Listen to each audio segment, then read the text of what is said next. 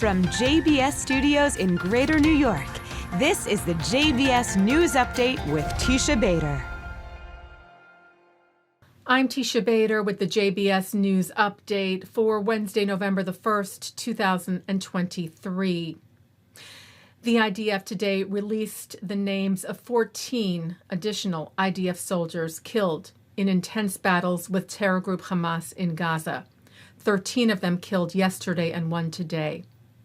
They are 20-year-old Sergeant Adi Danan, 20-year-old Staff Sergeant Hillel Solomon, 20-year-old Staff Sergeant Erez Mishilovsky, 20-year-old Staff Sergeant Adi Leon, 19-year-old Corporal Ido Ovadia, 19-year-old Corporal Lior Simonovich, 20-year-old Staff Sergeant Ro'i Davi, 20-year-old Lieutenant Ariel Reich, 21-year-old Corporal Asif Luger, 22-year-old Second Lieutenant Pedaya Menachem Mark, Staff Sergeant Ro'i Sargosti, 20-year-old Staff Sergeant Itai Yehuda, and 20-year-old Staff Sergeant Shai Arvas, all killed in battle yesterday. 22-year-old Sergeant First Class Shalev Tzion Sharabi was killed today. Together with the 2 soldiers announced last night, as we reported to you yesterday, bringing the total number of IDF casualties since the start of the expanded ground operation in Gaza, which began Friday night, to 16. Israeli Prime Minister Benjamin Netanyahu said today, "We have so many important achievements, but also painful losses. We know that every soldier of ours is an entire world," telling the bereaved families, "We are all with you during your heavy sorrow." Netanyahu said this was the most just of wars, the war for our home, vowing, "We will complete the work, we will continue until victory."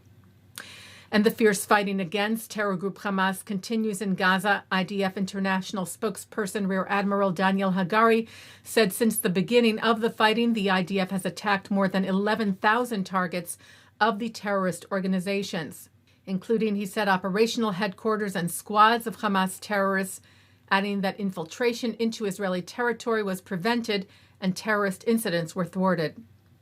Meanwhile, rocket fire from Gaza continues today at southern and central Israel, including at the cities of Ashkelon and Ashdod. And from Hezbollah terrorists in Lebanon, mortar bombs were fired at northern Israel, with the IDF responding.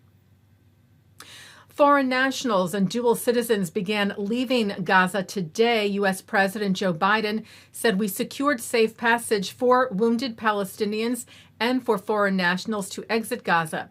We expect American citizens to exit today, and we expect to see more depart over the coming days." The Times of Israel reports that 335 foreigners or dual nationals have left Gaza for Egypt so far today, and 76 wounded Palestinians were allowed also to enter Egypt. Memory, the D.C.-based Middle East Media Research Institute, posted a video today of a member of Hamas's political bureau from an interview with Lebanese television taped on October the 24th, where the Hamas official vows that the terror group will repeat the October 7th massacre over and over, calling for Israel's annihilation. UK Foreign Secretary James Cleverly shared the video, asking, "How can there be peace when Hamas are committed to the eradication of Israel?"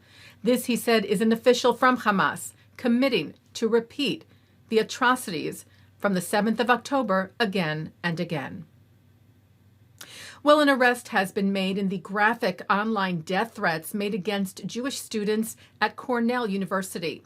The U.S. Attorney's Office from the Northern District of New York said they arrested a 21-year-old junior at the Ivy League school on a federal criminal complaint, charging him with posting threats to kill or injure another using interstate communications. Vice President for University Relations Joel Molina said, "We remain shocked by and condemn these horrific anti-Semitic threats and believe they should be prosecuted to the full extent of the law." He also noted a continued heightened security presence on campus of Cornell Police. Former Treasury Secretary Jack Lew was confirmed by the U.S. Senate yesterday as the next U.S. ambassador to Israel. 2 Republican senators joined all present Democrats voting yes. The ayes are 53, the nays are 43, and the nomination is confirmed.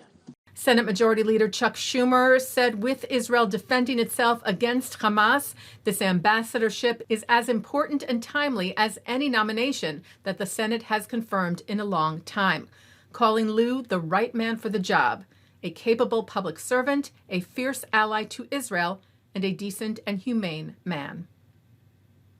28 rabbis and Jewish leaders, Orthodox, Conservative, Reform, and Reconstructionist from the New York area are in Israel this week, helping those impacted by the Hamas-triggered war.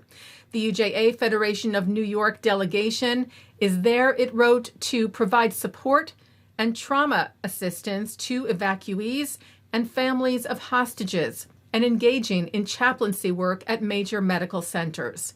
UJA scholar in residence Rabbi Menachem Creditor, who is on the trip, said as Israel mourns in the aftermath of the barbaric terror attack committed on innocent Israeli civilians, it is vital for Israelis to know that American Jewry is here to support them.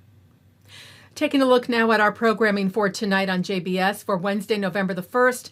At 7 o'clock, historian and author Fania Oz-Salzberger talks about how she is processing and writing about the Hamas-triggered war. With Moment Magazines Amy Schwartz.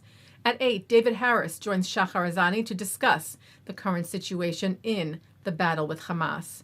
At 8:30, David Harris speaks to Columbia law students about their experiences on October the 7th and challenges they face as Jews and Friends of Israel on campus. At 9, Ehud Diskin is on L'chaim. At 10, Melanie Phillips joins Jonathan Tobin to discuss the eruption of anti-Semitism in Europe and the U.S. following the Hamas-triggered war. And coming up next, it's Thinking Out Loud.